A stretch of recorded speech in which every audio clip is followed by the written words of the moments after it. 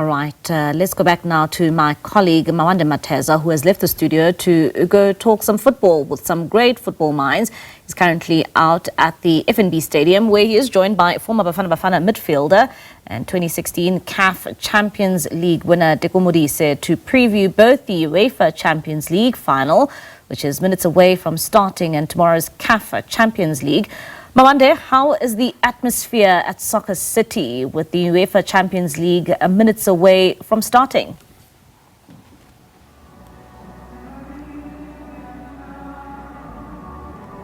Thank you very much, Mbali. We are in Nazareth at the Dome for tonight's watch party for the UEFA Champions League final between Paris Saint-Germain and Inter Milan. It's quite a sizable crowd that has gathered here for tonight's match, and there are a number of current and former stars in attendance as well. And one of them is joining me today. It is former Bafana and Orlando Pirates goalkeeper Brighton Mhlongo to just have a little bit of a chat about tonight's game and what he expects to happen. Good evening, Brighton. Thank you for joining us. Thank you so much, man. Good evening to you and your viewers as well. I want to start with Paris Saint-Germain. It's been, and Inter Milan in actual fact, both teams that were not really fancied to get to this stage, and they've had a really tough journey to get here. What do you see happening in tonight's match? Look, it's quite an exciting one, and when you look at PSG, this is a team that this tournament has eluded them so many times. They haven't won it, as opposed to Inter Milan, who has won it, a couple of times. And Inter Milan, we should not forget the fact that they played a final against Man City, of which they gave their all. It was just unfortunate that they couldn't convert their chances. But again, you look at this game tonight, I'd be worried if it was Simone Inzaghi, because he's the only coach who has given newbies a new trophy, and PSG, they're looking for a new trophy. He did the same with Man City as well. But on the other hand, when you look at PSG, there's a story behind it, especially with PSG and Luis Enrique. The last time Luis Enrique won a Champions League was with Barcelona, and his daughter, the 9-year-old who lost her life through cancer, she was there with him. And there's this famous picture where they went to the center line, they plugged the flag of the Blaugranas, and she sat on top of the trophy. Everyone, the football gods, they'll be watching that to say, Luis Enrique, perhaps this is the guy who deserves it more than anyone else, just to tell that fairy tale story. So for me tonight, I'm looking forward to see PSG lifting it. You talk about the emotion that goes into a big match like this, but there's also the need for calm heads. Can you just tell me, you've played in big games before, what is the sort of psyche that goes into a player's mind and imagination before going out into a match like this?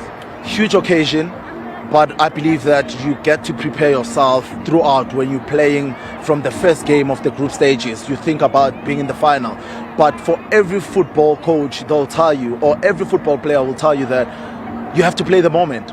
Yes, you've been working so hard to get to the final. Now the moment that is here, you don't let the occasion get to you.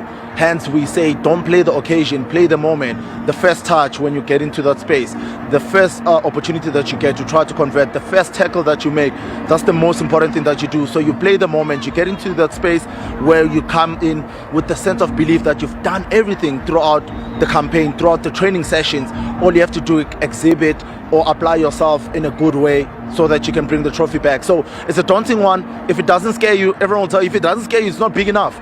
It should scare you, but at the same time, it should be a moment where you say, I've done everything, I've prepared, I've trained, I've done my voodoo, the jumping and the juju, the black magic and the special project. You've done everything.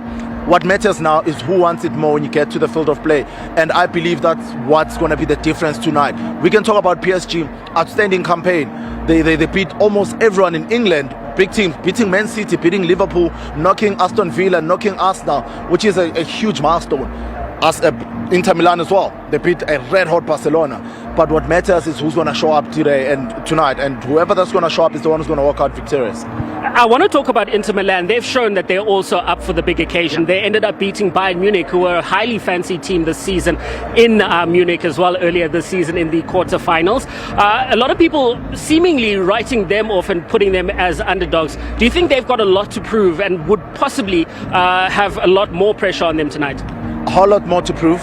The pressure is that they've been in that stage for 3 occasions where they played cup finals and they struggled. The last time they won, if you can recall, it was when they beat Barcelona under Jose Mourinho, that famous semi-final where he parked the bus, playing everything that you can mention. However, the transition under Simeone Inzaghi has been fantastic. We saw him coming back with Inter Milan, winning the Scudetto twice, and on top of that, winning the Coppa Italia, winning the Super Cup as well, beating their nemesis, which is AC Milan. But now, the difference this season is that the reason why people didn't fancy them as much is because they didn't have all the firepower going forward. They're struggling with injuries. Lautaro Martinez was struggling with injuries as well. We saw in the semi-final, Thuram was struggling as well. So he was struggling to find a balance in terms of his team. But credit was that for the first time, which is an advantage for PSG. For the first time, we saw an Italian team conceding a number of goals, of which they are known for the solid, rigid defense. So this, again, didn't help their cause. That's why they're being figured as one of the underdogs. But when they go forward, the fullbacks, the Catenaccio formation that they use in Italian, where you use fullbacks going forward. We have a Di Marco who's firing in all cylinders. For me, he's one of the best left backs in the country. You have a Dumfries who's bombarding forward, who's creating goals, who's also scoring goals, which makes them a threat when they join forward. So they are a team that you cannot write off because, again, you look at PSG, lack of experience, especially left back side. Mendes is still young, naive, but he's a good left back. Pacho, he started playing recently, but he's being marshaled very well because his partnership is with Marquinhos, which is a veteran, is a seasoned campaigner. Right back, we know we have president of the main conference, Hakimi. He's the king, but he's going to be bombarding forward. So I want to see how the fullbacks are all going to deal with each other when it comes to this game. So them being an underdog, it works for them. But what's going to help them is how they lost the Scudetto to Napoli, which is going to motivate them to say, we lost everything this season. They were on the course of winning a treble. They failed to win the treble. They lost the Scudetto last day of the season. Now, this is the only trophy that's going to motivate them to say, we're good. The starting lineups for those teams have come out. There's a lot of firepower in the Inter Milan side. Thuram and Lautaro Martinez starting up front, Çalhanoğlu and Mkhitaryan in the middle, and we've also got DeMarco as well, as you mentioned, and Barella out wide. What is it that Inter Milan have to do to break down PSG? Because you speak about that rock solid defense that they've got over there. I think the main important thing is winning the battles in the middle of the park. Mkhitaryan and Çalhanoğlu, they're going to be very key because now you are facing stocky, short, nimble-footed players, Vitinha and thingy. It's Vitinha and what's the setup again? It's always eluding me, the Portuguese young man. Neves. Yes. Neves, what a quality player. So once you win that battle, you are able to win. But most importantly, again, how do you then play against a Dembele who's always roaming between the lines because he doesn't stay up front as a 9? How do you deal with Desiree Doué because you have now a Di Marco who's bombarding forward? How do you deal with Kvaratskhelia on the left side because you have a Dumfries who's going forward? So all those battles, we're looking at the fullbacks, how they're going to have to cope with each other. We're looking at the middle of the park, all these two players, the 4 players actually, which is the 4 rigid, dynamic midfielders, they have to deal with each other. That's where the defining moment is going to be. That's where the chances are going to be created. Firepower, Lautaro Martinez, Thuram, we know what they do. They always play to feed off each other. They're very dangerous. Again, where you win this game, I wouldn't be doing any justice if I don't mention the special position, which is the goalkeeping. Gigi Donnarumma, Jan Sommer have been fantastic throughout the entire campaign. I think both these teams are here because of these 2 goalkeepers. So whoever that's going to have a top game is the one who's going to win the game for them. I know you're fancying PSG to win tonight, and before I let you go, I want to touch on another big game that is happening this weekend, and that's the Caf Champions League final, the second leg that's happening tomorrow. Mamelodi Sundowns level pegging with Pyramids after they scored in the final minute out at Loftus Versfeld. What do you think that Sundowns need to do tomorrow to make sure that they bring home that second star and a trophy? I think Mamelodi Sundowns are going to do what they've been doing throughout the entire campaign. They've had games where they kind of struggled, came from behind. Al Ahly game, it was a pressure game for them.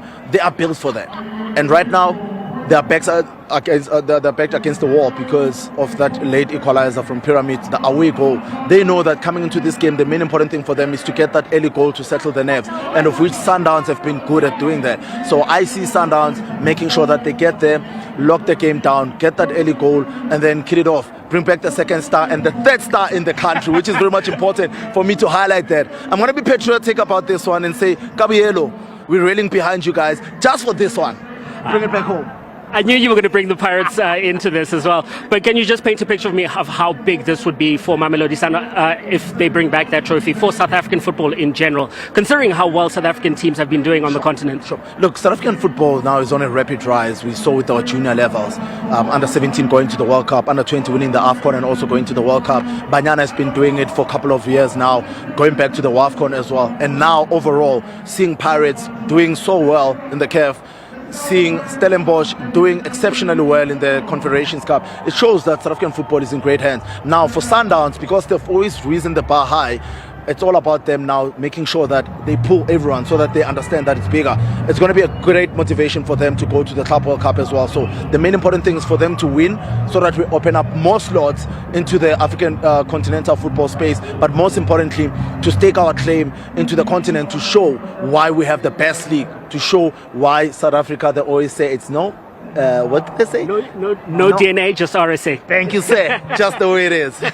Thank you very much for joining us tonight, Brighton. An absolute pleasure. And there you have it. The UEFA Champions League final kicks off at 9 p.m. tonight. A lot of people that I've spoken to are fancying PSG to go on and win it and bring back that trophy for the very first time to Paris and become just the second French team to ever win it, after Marseille did it in Munich as well, coincidentally, back in 1993. Well, it's a wrap from us at the Dome in Nazareth for tonight. Thank you very much for joining us. Back to you in studio. All right, that's a full view anchor there.